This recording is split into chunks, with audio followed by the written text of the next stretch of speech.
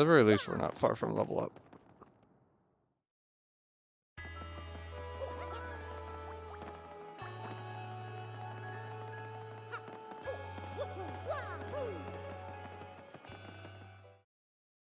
Why do I feel like that voice wasn't in the background before?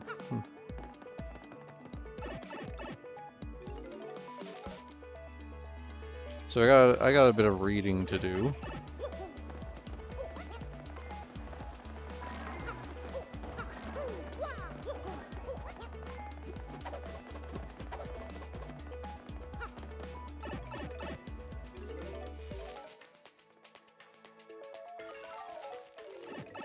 Wait, according to Digital Foundry, that Metroid Prime 4 gameplay they showed was not on the Switch 2. They said that is the Switch in. I don't know what magic Retro Studios pulls to get, like, to do that, but holy crap. If it's true, you know? They have some kind of crazy understanding of the Switch's hardware. I don't know where the sacrifices are coming from, but they're pulling some serious magic if that's how good it looks like on the Switch. Because for me, I was like, that feels like it has to be running on like a Switch 2 prototype or something, you know, like an early version of the Switch 2 at least.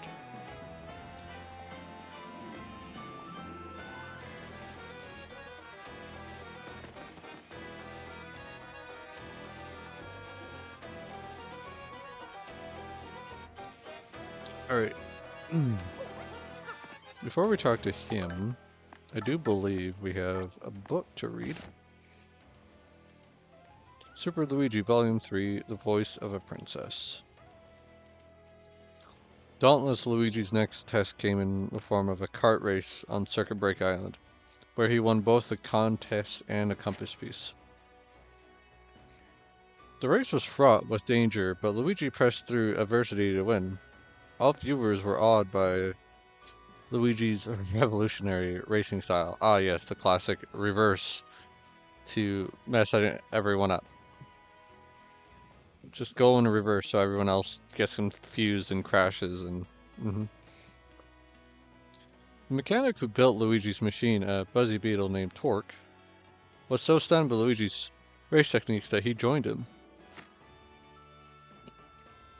Reinvigorated, Luigi set sail for Jazzfraz Town, where he made his stage debut. AZ, a noted Daisy producer, gave Luigi a key role. Playing the part of an Earth Spirit to pure perfection, Luigi stole the show. Hazy's faith in Luigi's natural acting talent was rewarded. The performance won a prize, which yielded another compass piece. Hazy turned from teacher to pupil, joining Luigi on his quest. It was at this time that Luigi's heart, usually draped in the cool comfort of a hero's resolve, began to warm with thoughts of Princess Eclair. This came to be because every time the magic compass pointed to a new piece, her gentle words rang in his ears, touching him to his very soul. The voice spoke of eternity, of stars in the heavens. It swept for those blind to love. It gave comfort in the face of fear and loneliness. Though he had never seen her, our hero was tormented by visions of his fair-hearted maiden. All he could do was press onward. The compass pointed towards rapturous ruins. Only 2 parts of the compass awaited, and Enclair had one. So funny how,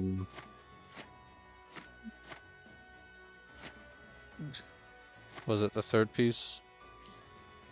Circuit Break Island, the race kart part, is just like literally the one... It has like 1 page, and it's just over with in the book. And it's funny how Luigi... how different it is between the story he's telling Mario and then the exaggerations in the book. It's like classic things that writers have done. It's like, yeah, the story actually wasn't that exciting in real life, but, you know, dramatize it a little bit, right? Ah, Mario, how's it going? Did you come to read my journal? Yep. The night before. I'm finally off tomorrow. I filled my pack with cheese, and I'm ready to go. My to-do list is crossed off. I owe so much to all my investors, not just money. The old get-rich-quick dream, but This is different. I have a reason. See, I went to my hometown. It's so cold there. People are constantly shivering. If I find oil and send it there, then people can use it to heat their homes. Oil will make me rich, and them happy. It seems to be the perfect goal, right? I've always had this dream since I was very small. Of course, getting rich is a big part of it too, but who doesn't want money? Money, money, cover me with it, please. Haha, well, enough for tonight.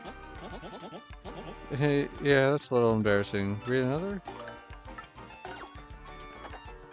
The buzzer fiend. Why did it have to turn out like this? I got to Toad Town by boat and then took a train to the foot of Mount Rugged. Unfortunately, you can only get from Mount Rugged to Dry Desert on foot. A tragedy waited for me as I slogged faithfully up that winding trail. It was a huge, awful vulture. I had read about it in my travel brochures. This buzzer accosted all travelers on Mount Rugged. I hightailed it, but Buzzer had me in its sights. I felt a piercing jolt as its claws dug deep into my backpack. After dropping me onto a cliff, Buzzer seemed to forget me and disappear. I let out a sigh of relief, but when I touched my back, I noticed my backpack was gone. My pack, it was all my food and money to start the operation. No. That mangy Buzzer made off with everything of importance to me. All I have left is this journal, a shovel to dig for oil, and my life. But perhaps living is miracle enough perhaps living is miracle enough, so I'd like to believe. But now I can't turn back. I climbed down the mountain to the desert. The dry desert sprawls out before me, beckoning dreamers and fools. I am both, and I saw it with a heart full of dread. Yeah, that's a little embarrassing. Read another? Does he just say the same thing every time? A helping hand. I'm now in a place called Dry Outpost. Someone pulled me, lifeless and parched, from the merciless desert floor. It was a Koopa with a fine mustache named Colorado, an angel in a piss helmet. He was a world-traveling adventure archaeologist. I told him about Buzzer and my quest for oil and my dreams of riches and wants for my people. After I spoke at length, he gave me food and water. I asked him why he should be so kind, and he looked into the distance and said, "Turning one's back on an ambitious dreamer. Advise others to do the same to you, old boy." I just wanted to believe in every dream that this sad old world can muster. This guy, he still chases his own dreams, dusty dreams of archaeology. We stayed up all night discussing each other's dreams. It was great.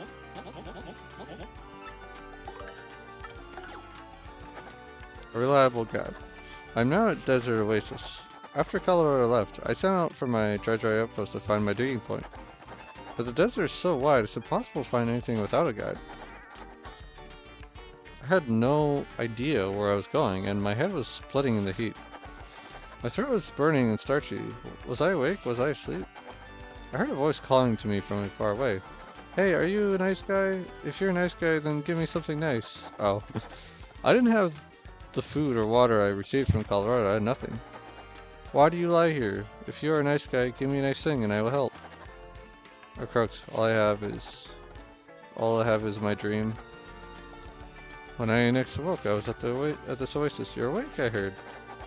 There was a little mouser there in a gray headscarf. "My name is Mustafa. You had nothing to give, but I got something nice anyway. I don't know how or why, but it seems I've been saved by yet another stranger. Do you need a guide? If there is somewhere you want to go, I will take you." Unbelievable. I've actually found a reliable guide. I'm noticing the logo on the back of the ship only now. I don't know if I ever noticed that before. The digging point. We're here. I'm finally at the spot where I'm supposed to dig for oil. I was told to draw a line from a blue cactus to a cactus-like rock. I went north a precise distance from the exact termination point. I ended up there at a point between Dry Ruins and the Oasis. Mustafa has guided me this far with skill and bravery. He said, "You are a nice guy. Your dream will come true." Mustafa believes this. He left then, leaving me to fight this battle on my own. All I have to do is dig here until I find oil, that's all. I stocked up on lemons and limes at the Oasis, so I should last a few days. I must find that oil. A long dig. I am digging for oil now, and my hand shakes as I write these, perhaps final words. I've been digging from sunup to sundown, but still no sign of sweet crude. Maybe I've just picked a dry spot, in this cursed desert. But I'm sure this is where Merville told me to dig. Yes, I'm sure of it. There's no more food or water, and even my hopes have dwindled to nothing. This is it. My dream dies here with me, under these unforgiving skies. My dream. My... Wait, no, this is not it. My dream is of something else. Yes, something else. Dig. Keep digging. I must keep digging. Arms move, body work, find oil.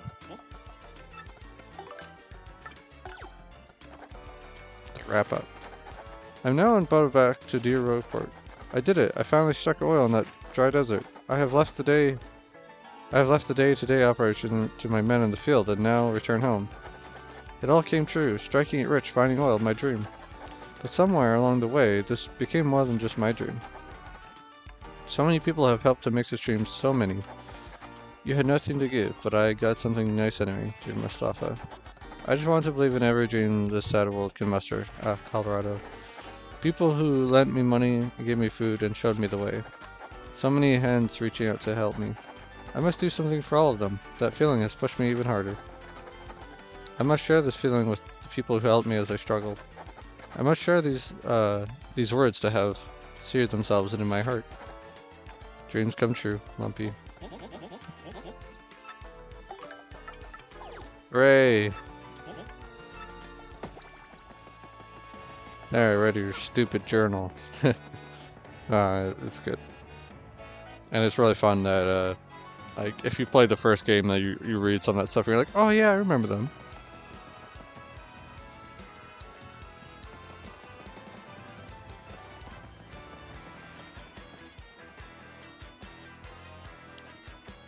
Alright.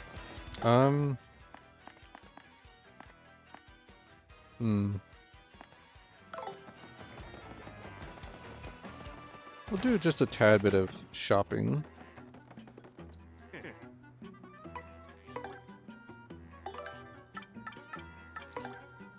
So that... and... or store that, I think.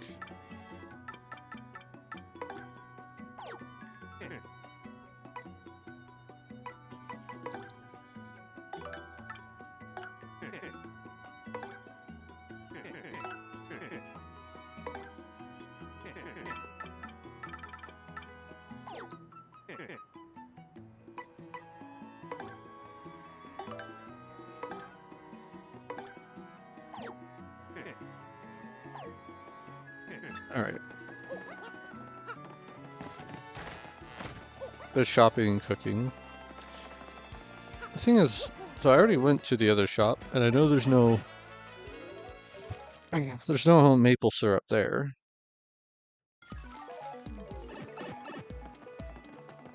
So, where has maple syrup? I'm not really worried about finding the cheapest price, because I'm pretty stacked on coins, so... Let's see if here has some. Anyway, I was like visiting Twilight Town. You do.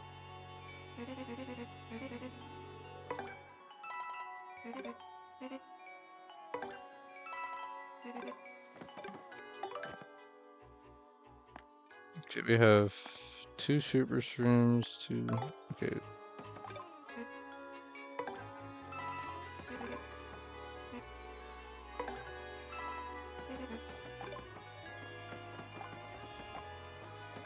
Oh crap, I have one more of those than the other. Probably store something.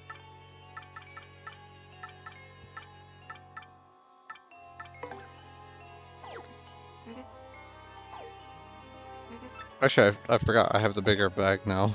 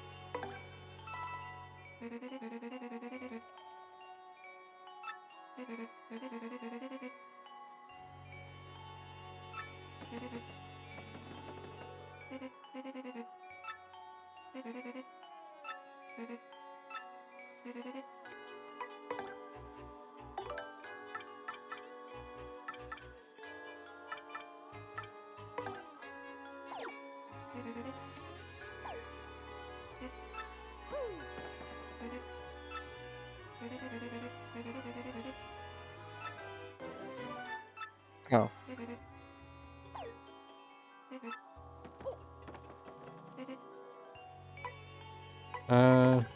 Well, in that case.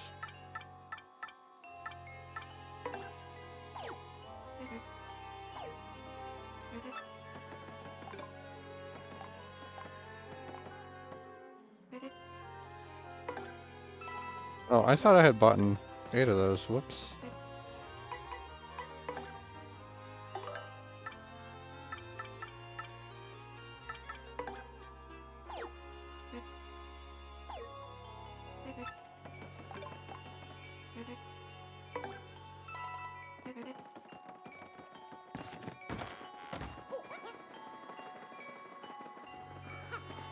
Alright. We got a lot of cooking ahead of us.